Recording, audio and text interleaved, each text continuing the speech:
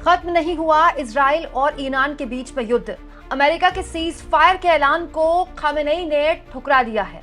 दोस्तों, बहुत तगड़ा घटनाक्रम पिछले 12 घंटे से, या फिर ये कहने का 10-12 घंटे से हो रहा है।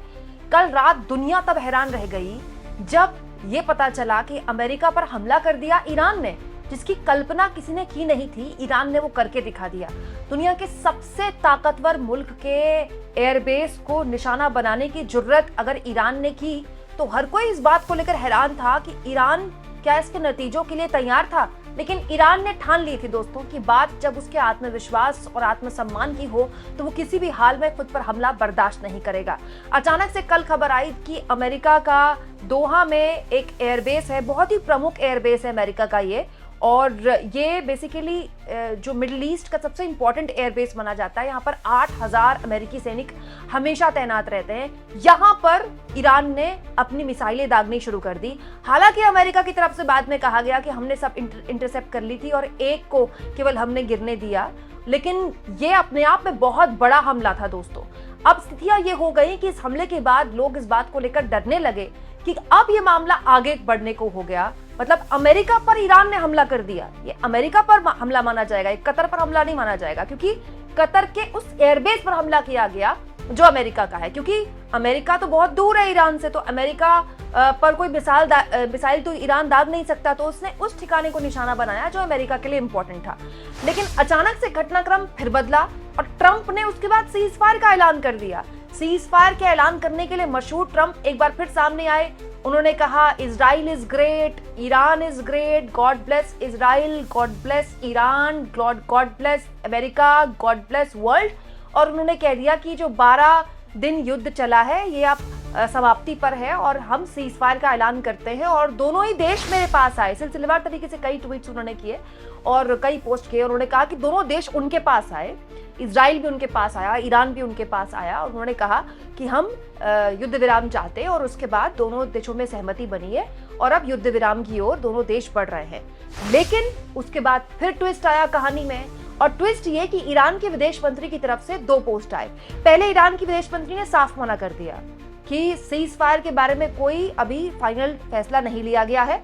हाँ, लेकिन ये बात सही है कि सुबह 4 बजे तक हमने दुश्मन पर लगातार हमले किए, ये बोला विदेश मंत्री ने ईरान के।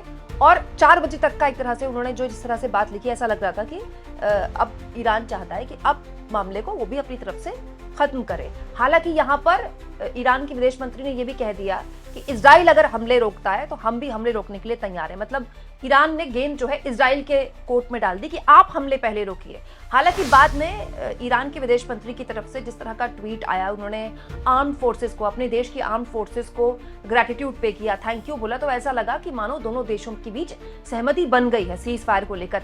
लेकिन फिर अचानक से सुबह घटनाक्रम बदल गया दोस्तों। सुबह इजराइल की तरफ से ये देखिए, ये ट्वीट शेयर किया गया है, बहुत ही इंपॉर्टेंट ट्वीट है ये दोस्तों। इजराइल डिफेंस फोर्सेस की तरफ से ये जानकारी दी गई है। Siren sounding in Israel due to a missile launch from Iran. Iran ने सुबह फिर इजराइल पर मिसाइल लॉन्च कर दी। मतलब ट्रंप के सीज फायर को ठुकरा दिया है खामेनेई ने। और तो और दोस्तों, ये तस्वीरें देखिए आज सुबह इजराइल से निकल कर आई हैं। जो मिसाइल दागी ईरान ने इजराइल पर, उससे एक बार फिर से इजराइल में धुआं हो गया।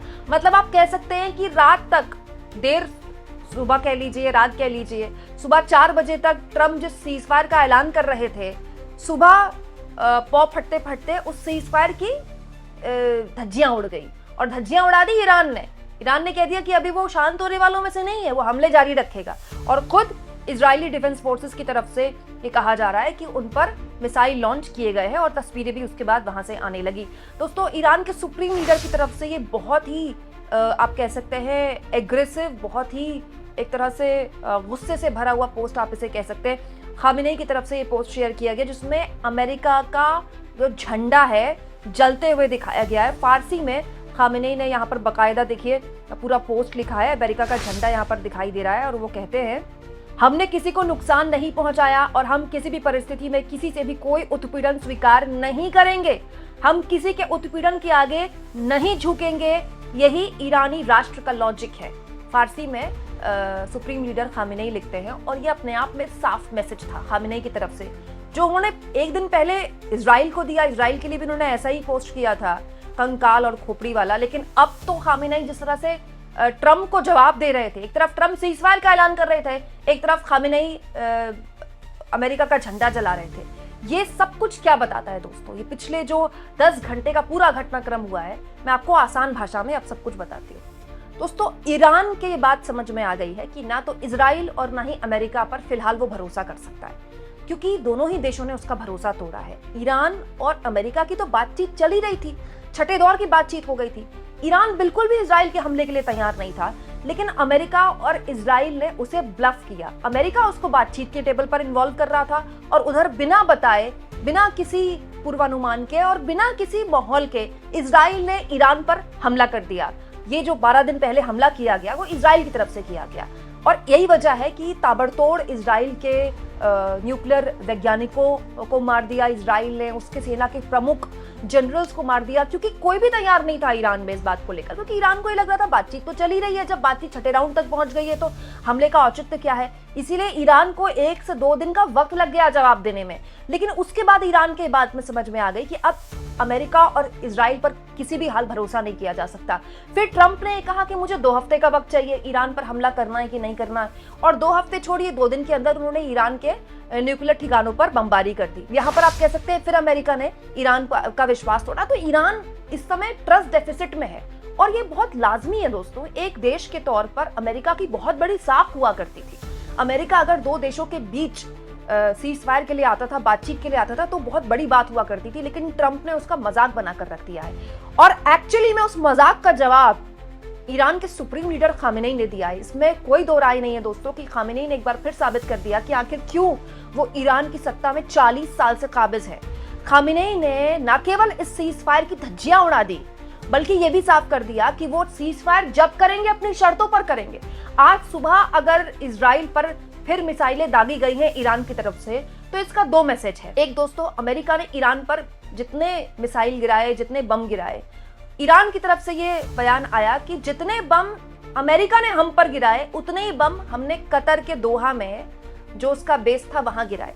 मतलब खामेनेई अपनी जो डोमेस्टिक पॉलिटिक्स कह लीजिए, अपने लोगों को साफ संदेश दे रहे थे कि हमने ईंट का जवाब पत्थर से दे दिया, हम पर जितने बम बरसाए गए हमने उतने बम बरसा दिए। दूसरा, खामेनेई अब इजराइल के साथ अगर युद्ध विराम करते हैं, ईरान अगर इजराइल के साथ युद्ध विराम करेगा तो वो अपनी शर्तों पर करेगा, अमेरिका के कहने पर नहीं करेगा। क्योंकि ईरान जानता है, इस बात को लेकर ईरान के मन में चिंता हो सकती है कि हो सकता है कि वो हथियार डाल दे और उसके बाद फिर उसके बाद अटैक हो जाए। तो ये एक ऐसी स्थिति है जिसके लिए केवल और केवल दोस्तों इजराइल और अमेरिका ही जिम्मेदार है। उन्होंने ही ईरान को ऐसे ट्रस्ट डेफिसिट में छोड़ा है। अगर मैं बताना चाहूं तो आपके सामने मैं ट्वीट्स की झड़ी रख सकती हूँ, इसने ये बोला, इसने ये बोला, लेकिन आसान भाषा में मैं आपको एक बात बता देती हूँ दोस्तों। इस वक्त मिडिल ईस्ट में ईरान सबसे बड़े विजेता के तौर पर उभरा है। ये बात सच है कि इजराइल ने ईरान पर बहुत तगड़ा हमला किया पिछले 12 दिन। हो सकता है कि अभी ये सीज फायर, क्योंकि ईरान ने माना नहीं है, तो ये हमले जारी रहे। लेकिन ये भी बात सच है कि ईरान ने अपने से कहीं ज्यादा मिलिट्री तौर पर ताकतवर मुल्क इजराइल को न केवल मुंहतोड़ जवाब दिया, बल्कि दुनिया के सबसे ताकतवर मुल्क अमेरिका के एयरबेस पर हमला कर दिया। अब अमेरिका भले ही कुछ बोल ले कि हमने इंटरसेप्ट कर लिया, हमने सारी मिसाइलों को पहले ही रोक लिया, एक को हमने गिरने दिया ताकि बस ईरान का एक तरह से ईगो सेटिस्फाई हो जाए। ये शब्द इस्तेमाल नहीं किए गए, लेकिन अमेरिका के कहने का मतलब यही है। लेकिन दोस्तों, ईरान ने जिस तरह से 12 दिन के युद्ध को चलाया और अभी भी चला रहा है, इसमें कोई दो राय नहीं है कि उसने दोनों ही हथियारों का बखूबी इस्तेमाल किया। उसने कूटनीति का भी इस्तेमाल किया। आप देखिए कितना दिलचस्प है, कतर में हमला हुआ, कतर में ईरान ने हमला किया, ठीक है, अमेरिका के एयरबेस पे, और कतर उसकी निंदा कर रहा है। कतर जवाब नहीं दे रहा है, कतर उसकी निंदा कर रहा है। ये कितना दिलचस्प है ये सब। वहीं दूसरी ओर जिस वक्त कतर के एयरबेस पर, कतर में अमेरिका के एयरबेस पर, एग्जैक्टली कतर में अमेरिका के एयरबेस पर ईरान ने हमला किया, उससे कुछ घंटे पहले ईरान के विदेश मंत्री रूस के राष्ट्रपति से मुलाकात कर रहे थे। इनफैक्ट कल रात जब कतर में अमेरिका के एयरबेस पर ईरान ने हमला किया, तो मुझे ऐसा लगता है कि ईरान ने रूस और चीन को भी संदेश दिया है कि अमेरिका से इतना डरने की जरूरत नहीं है।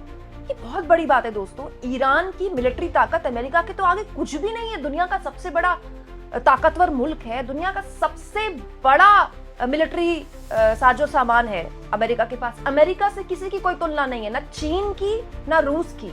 अमेरिका के पास ऐसे हथियार है जिसके बारे में लोग जानते भी नहीं है, उसने सीक्रेट रखे हुए वो हथियार।